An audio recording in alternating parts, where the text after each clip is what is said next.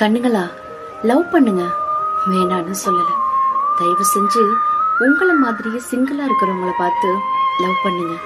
தேவையே இல்லாம ஒரு குடும்பத்துல குழப்பத்தை உண்டு பண்ணி குடும்பமே பிரியிற மாதிரி அடுத்தவன் புருஷனையும் அடுத்தவன் பொண்டாட்டியும் ஏங்க லவ் பண்றீங்க?